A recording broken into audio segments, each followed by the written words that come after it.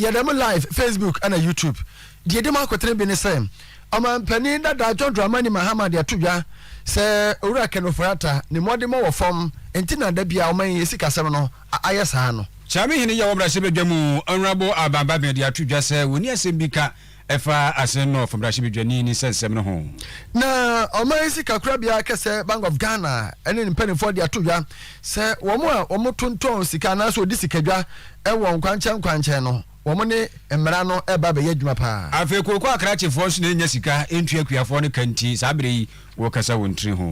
ensam no doso de amamu ya tifensam yemfa asedama Bafan Herbal Mixture ene capsules ye kan Bafan Herbal Center womone de Bafan Herbal Mixture ene capsules yaba na de eyenie se wo low sperm count to amansa kabi waist pain sisi yare amansa kabi ya na tore bia obota hyehyɛ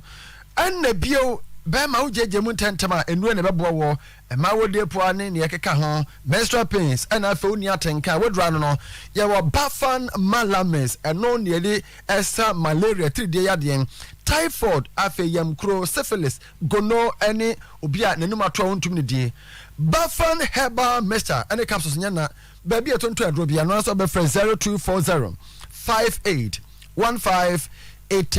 Hannah Boachi Enterprise handsome and akọ Turkey UK China akọ fa fidi ade ofufo eba kitwa bi o sha bedroom kwatimi wo popcorn machine ye fridges and deep freezers rice cookers of all sizes blenders and cylinders gas stoves with oven kettle and washing machines TV afa standing fan ceiling fan sound system microwave and yemane doso ne bo na wo from Owadum Prudential Plaza or by Boss FM for Hannah Boachi Enterprise handsome I was 0550 348212 software akonie was sunsun mu ana honemani yare no ba bia de wowura bia obaboa na nyame nti ho atom awo a emma yamkro hepatitis bema kwasi bedu nyina so afa mane memensiemu yare awodo pese ofunu ye flat ayekase dodo ena sisi yare pressure koko mese software akose bra patase no wo obe block house for 0248 672271 na chiro ena oirepa health work and fair no ebaso anapa no nsiese ya na nyina hia e oirepa FM heyen Bosheba building prisons runabout obiamra aye free akuhudo nyina momre na mmaka ye ho ye de brassband tetem ena ntefi hanom na ye de akọ baba yara sports stadium abia Calvary Methodist asore no na opposite wonom ena ye de kọ ne koduro no ma health talk afa free health screening hepatitis pressure niema bebre na agora doso ye bo ludu oware tag of PN niema bebre na ai esu twetwa enye getwetwa o hey eti bomode bra wo mo ebo ye bie eyen rebranding of Amansia West Rural Bank wo yensa kra yeso nkokra sister mackerel ade na de say Palace Rental Services uye program pia na ohia canopy ni nkonwa ne carpet akohu mo G Obey Ventures eboyen ena aya Bistina ice cream omunyina eboyen abusafo no anope ya trase ebe somo ni Jimmy Cliff nanam mi didi krobia asante menua odiefo nana sabere pinaman nana penkra hene chiamia busa ensam no nie oman pani da John Dramani Mahama nanu ada kasa kire Ghana fo nyina ya no woto ne boase ema Ghana fo hunu sade enema kwa enkoyie na wato ne din building the Ghana we want ne no de so bobo ura keno forata omanso afo hisikasem so sane mode ma wosikasem de wo fom tena o maya ho kire iwomu sa no enna na do dan kwa ekufo do mampani so ntimi nya kokoduro ense kire no nka nkire keno forata sa wasa na wayine firi hompo etiri etimu sa no na yemo mpa yente sa de a ba bia na do ane keno forata de yakọ no de enko. Immediately after the elections, it became clear that we had been thrown into a bottomless pit of debt around our necks, staggering budget deficits, and a rapidly deteriorating fiscal position. The looming disaster at the time required an urgent response. And even as the crisis deepened, earlier this year, we in NDC besieged government with many prescriptions, which are articulated in the Ghana at the Crossroads speech in May this year. And I urge government to seek multilateral assistance urgently. Among others, I also called on President Akufo-Addo to expeditiously convene a national dialogue on the economy, at which the best, brightest minds of our nation would be brought together to huddle and formulate a robust response to the challenges confronting us. I guess that is too late now. I re-echo demands by Ghanaians that the Finance Minister and Chair of the Economic Management Team, who have been primarily responsible for this economic catastrophe, to be relieved of their positions, breed confidence among stakeholders, and offer the economy a new lease of life. I ask the President to deploy some of the arsenals from the presidential toolkit and reshuffle his government to inject innovation and freshness of thinking into the running of the country. I also ask that the President address the nation to inform the public about the specific steps that he was intending to take to turn the condition around. This address was meant to calm the anxiety of the investor community and rally Ghanaians behind any such effort that he was willing to take. Regrettably, the President dug in and failed to do any of these suggestions. No man penny that John Dramani Mahama sa twa so biem say owogidie no hwe kwan no hwe animu say na nado say enche oba be kasa kire Ghana fo nyina ma yehunu anamo a wotru e de afọ man na ya ho kire wom no yefiri mu owogidie say obeka sem papa owogidie say obeka de ampa ebeyi sa oha na firi wonte sa de a e Ghana atama be hye. Been made aware that the President intends to address the nation sometime over this weekend. It is my prayer that his words would strike the right chords in the hearts of Ghanaians. Since my speech in May, the situation has spiraled out of control and the effects have been calamitous for all of us. There is a temptation to say, I told you so, and that temptation is very strong. But we do not believe that this is a time for vainglorious pursuit of vindication, and neither is there room for gloating over the current predicament. But even now, as Ghanaians continue to suffer, there is a desperate attempt to shift blame. In almost robotic fashion, governments and its hirelings recite the same verse in unison. We are in this perilous situation only because of COVID-19 and the Russian-Ukraine war, despite overwhelming evidence to the contrary. In fact, because of COVID-19, the government received more than 6 billion in windfall from both domestic and external sources. But for the deep hole in our finances and the reckless election 2020 expenditure, this should have been sufficient to protect Ghanaians against the COVID disease and promote post-pandemic recovery. Penny Dada John Dramani Mahama Anna Wakasei. Ave Sabubaka ya tu ababi ya fipimi no eni adu no baby ba kwa na manso da so ya sinof abato empesua so ene ne say wo pani question ya we ndc mrashi bedwani ya wo fa akunwa no ba beto odwa say ukuta dual citizenship na kire say wo firi wo mai mu na ne fa ba bi su fira ma no ne eba ne sa no a untimi mpiri dibire bia te sa e wo mai mu nti na wo say wo de ne dibire no to oboko papa isi da eni se kokutwa court Supreme Court kwa so asetra ama kikiri nti e ni mu samra shibedwafo speaker honorable babe betu ho na mo ne ade ne so anope ye wasema so de asaba kwa honorable babe e kan so de won she da nyankra enya amanebo bia enfiri Supreme Court nchen nti asemi okambia enyeyi.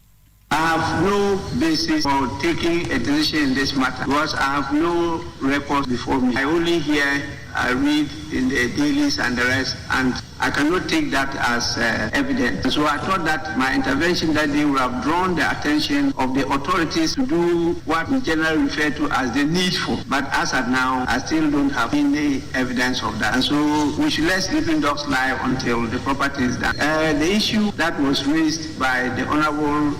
Ablakwa is on page 8. Under item 3, you have the name number 45. It deals with the Honorable Member for Asinov because his matter has been pending and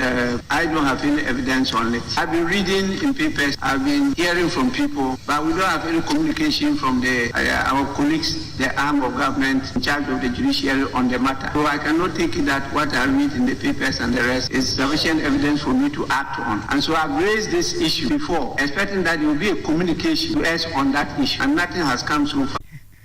And you know, America, yeah. Gbagba na make on sampa so onya akrata bia de oka ne no ano no ontimi mfa asem oten radio so ne e ba paper mu mfa nya adwuma nya no de to hoye na adwuma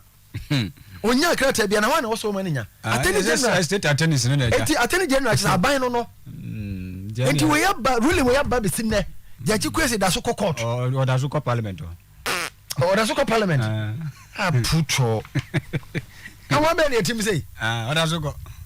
Oja get ya. Can I am about as parliamentarian? Now, when you are funny, I'm serious. You can't say you are minding a year. No, we are not serious. Hey, Bank of Ghana for say, one more say,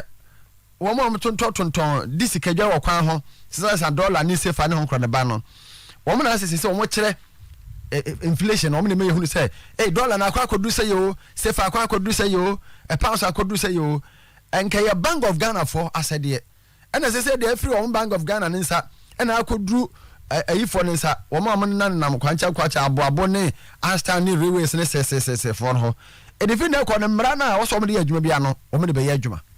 I'm aware of what the recent developments have meant in terms of liquidity in the banking system. As I said, I intentionally took note on the advice from Washington on the financial stability issue, that there has to be targeted liquidity support to preserve financial stability without undermining the inflation control objective. This is really the context in which we should have a discussion on all the complaints about we need liquidity, and Bank of Ghana is not supplying liquidity. Yesterday I met with the executives and few of the CEOs, and I've assured that we will provide the necessary liquidity to ensure that we don't have a systemic liquidity problem. But we will do that within the context of also keeping inflation low. But I think we should spend this morning to try to understand what is going on the foreign exchange market. We have decided to issue a Twitter page with the exchange rate for the day before that will be released every morning from the Bank of Ghana. Because we don't want the black market rates to be driving exchange rates in this country. And you're a Dr. Ernest Addison or a Governor, Bank of Ghana. I've heard no dana ban here and say kuku watutum na busumi ni de toso enum ebra ebumuni ba yi en kuku akuafo ni age papa say anyi bia no impulse nya sa na mo hwe kra no akọ nanim kakra na sesei woni otuto kuku mi kire kuku akrache no ena wo mo esu o mo kire se o ma jejeje nkofo kuku de agu hono so akasika ya ban de be ma won na wodi atuatua kan sesei kuku krache o so da no pa otimi trafi anopa no sia ya tie kakase egwadwane dadada cheso trafi a ekuafo e baba abajo so no ono so na ni sika ya wodi betua no ka kire se aban emfa sika no ma woni na ne won samodi atudwa pa ne se de wasi akasa wontiri ho na busuafo ese woni nso ka kire enka we kura de wo mo twifo atebokwa masinim emfifi mantem na de abana kokwa ekuafo ne se mo di ka de tu anim ni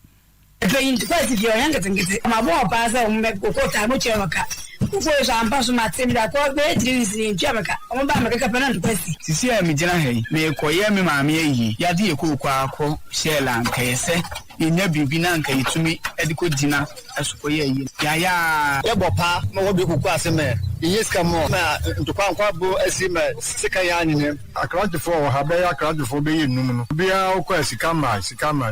afi wo mo de ye ho akire ensi afi bia ekufu ado de kwa ya ode ya faso Ghana ma faso wa da ma ya to ama ne pa si a wa me yanu ye ho sa de opese wo ne yewu ana se si ekufu ado opese ye nya nkwa e ka me di ntimpo na me dwane ko se enwula me de mani ato se makali koko me nya sika na me di aba betua ya ye nya sika ntia me dwane ko de enwula ma fe na pemfo a me yale ma ba fi asemu waguafo no na akrachefo na ngaza asese de omso omuni sika to mo kra de mo medwane dadadada sabro bi ko omso nsemni Okodo do enya no yenya emranga sika na bani die onipa ne kwa oga bi ko no so betumi ahe de bi abro ba onya ya prescription no wo so ni sika pe won fa ma won po ye ne kra ye to no yesika kakra de ye ho a ye ne ye yere ne ye ma de beto BP eti ye di atokoko ni bi enim sa ban na bi ndi sika be ye de e be ba ya hwe ni ma be pumi sembre akuafo ni bi fa ba e bi kra so ba gini koko nti ya no mu ye no mu ya ban ne ye de e ka ho ba wa PC dunya kakra ma me sika kakra wa ho na wo di ama no ye srega na ban ba bi koko sika na kwa hye bia no onyi sika empie odobi kakra no asomani aba ho uni bi omutumi pamo no afufe be na ansane impo de me ma afie da me hye ba bi sa me ba fe ne kwafu aba me so ko so ma be fa ko nsa so nka sika ntimi hu de me nyam hokura sisi ama mentumi ntefe me ja me ma ho na me ne nam mentumi ntena fie ya di owrade enti kokko akrachefo no so no we eye de abeka ye nsa kire se nyatwefo nko kame se TV atoye ne de ke ka ho ba bi atututu kokko ni ade no sa nti ya hwedi yakofo be Ghana gas for edi dwumadie bi aba ya wato ne de gas challenge so waju na hwe akansi a quiz competition na omba yama ntoaso school atoso me sa tertiary ene oda yama wo mo na pani a oda no chief executive officer CEO ama Ghana gas company Dr. Ben Asante achetre mu de atodwade ntia sa gas challenge ye quiz akansi oda ba ni nyina ne sayem ohwa dodo na kosuku wie omuwie a omuntimi amfa nimde ne nya adwuma sanse enwuma na ya bie no ade omukosu aye no entimi nwura adwuma no mu na akwa hwe entire bia no hu se twaka na da omo makosu awie ani adwumayefo adwuma ntem no deso pa enti sa quiz na omo de ba no be kire se beboa yen ama nimdia obenya no wo usuku mu no wuwie ya apɛ no adwuma bia pɛ se wuram bia obewuram na wuram so a ube fata ho kama ayi adwuma pepepe. Gas challenge is just one of the ways we use to create awareness and deepen the knowledge, not just of the students, but also the Ghanaian people. Now, the industry and the academic institutions, we now we are on different objectives. Academia here, we want to educate, and actually, at the end of the day, industry, whether it's public or private, we are commercial and profit margin. What's the industry? Any academia? Boom. We say, okay, but this year, I say a link to industrial needs, and I'm not talking just about the gas, but other industries. Now, we're making sure, so planning curriculum, so involve the needs of the industry. Yo, we Chief Executive Officer CEO Ghana Gas Company Dr. Ben Asante and watching a Deputy Minister Education Honorable John in Tim Fojo and so there Aseda Emma Ghana Gas for no Ewana Moa Utu no.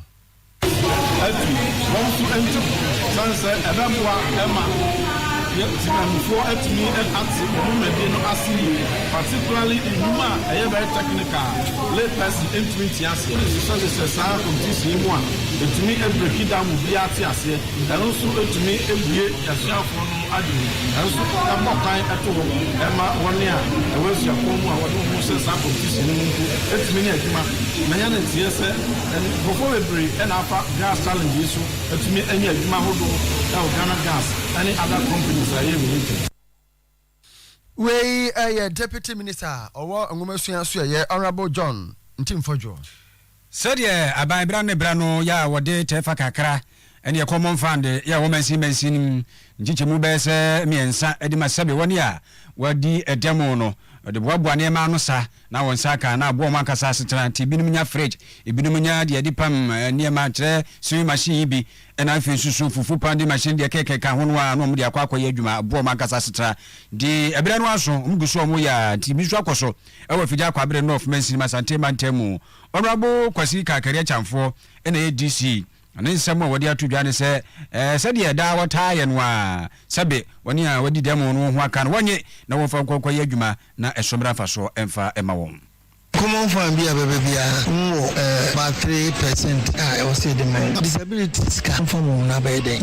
bia ba na ho propose e be chamo you start here no na gidi no do no nim say omunye parties e ba ni ache no say obi din application akọ wanya bi kra im say the next na baba o so na say me de so omo anya confidence we na de me de say ya chamo mu kan ne chamo mu so mo akudi na de e cha family bank committee no omu se obi edibi akoton krama kwaji sese no ema omu nton nka provisions e de ma omu de kam se Christmas de nka ne asa but nam so omu ton a enye free nti omu bachiri omu me de se omu so ton a na kakra omu nyana mo di digwa na omu sa akoma no obi enti honorable kwasi kakare chamfo no na social welfare pani ene wura hands ekwadwo edu na wɔkyerɛ sɛ nani asopa pimpi ya na adoye eba ne saa no no ekoyi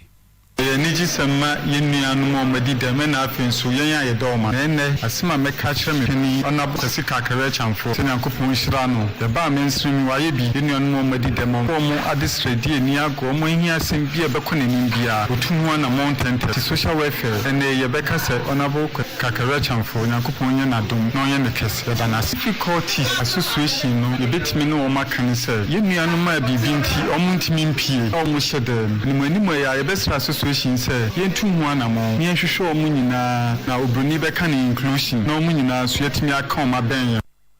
na de krakra mu madam Paulina danse na woye efija kwa abere north mansin no sabe wani ya wadi dem kabu muku na no na wo kire se wedi da se bimira biem na se de da eta eba no ano ensese tutwa na boa mo ankasa nso ni semni because you're facing here, dear, common family delay, amongst our members, Banomo Bisa, no more Fred, Abena, maybe a common family, but the person almost has and common family. This is a district in the Abba, and son of Mati, a 3%, and I'm a person with disability. The rest of say, oh, Munya, but if you create me go extend some money, this you any other. The rest of say, Mena Medaman, maybe just say, and paying for every discount, and I this you require a minute to class disability, yes, cannot. Sabeka the bia me the ko ho anopa area enyumre the baby out me friend the crowd be fa yo madam Paulina dance ono so ne de eno no anopa de crystal snow natural mineral water abusua ensu papa e wadwa so asese obi anu bienu no occasion bia na wo hese de asi aye no no a package ne kama ne nsuo ni se kroje baby ane nam fa mfidiem so so kama ne gu yamu a utim se wanu munsupa crystal snow natural mineral water ensu papa no modi na jibi na sisi ensuo no kura no ayehu kumasi depo ne de eni kwasipon SHS no Aze Junction na idi hwe ne mu pe sanso na Daddy Blessing sepe mampon danhye ho no asoso ye wo ho Pijo Frabo Ventures ono so Ahinsan Estate na abi hu ye ne meet me den so adwen kwanta na Grimek bomso yeni later decent fo no na eboso ho no bomode na fra Crystal Snow fo na yenye wo so 0241 575189 0241575189 Asante Achim Dampon ho na main depo no asama do esum Herbal Center abba yade be na jeje wo pa sese be ma untimi ntutuo ade no ayebere gobre timi tutuo na esuso kra no fa baabi no oba no untimi emfa akoda ne mabonten a ya asama do esum bomode na bra na emwa wa afesusu no topic yade bia eni ehu pa adi pom sanu a no ma ho aye ha afi akwada asabe ase ye from nsuo ba juba ni nsuo ba bia wo ba bia cerebral palsy no bomoden na yitu ase chese akwada no mudunya sore gina ndua so afi stroke diabetes wo kwa wo de aye kodwo to wo kwa de wo do brada bomoden na afi wani ha won so a ya samadu sum ye bebua wo ebijan kwanta na ye kro amia kwanta ye ebijan kwanta 0244 796186 0244 796186 na yemon komo cementia se ni grade no eye powerful ne gina ndua so pa no obi aja tum ye de concrete works ni nyina no eye unisem cement we yenko wa gina ne ebua ene contractors na no anu didi dwuma unisem cement eye pa Santa say right about ye unity filling station ne divhye ne mu pe kwadi do so pro ho kuma se ya 0273 664 441 and that's 0273 664 442 Boshebe Electricals adopa ya bie dada bibia no efa cables ne nkania de yate ase ampa Bosheba obi age atum sa no pay eno an ye beji bie ne de dwuma modi na beji home appliances e wo Boshebe Electricals ne ma ye papa na emwa wankasa e 03220 30838 0541 125 339 eh pizza tia ya tata ko for dining kiss and teas dining so ya Republic Bank di hwere mu santase ayi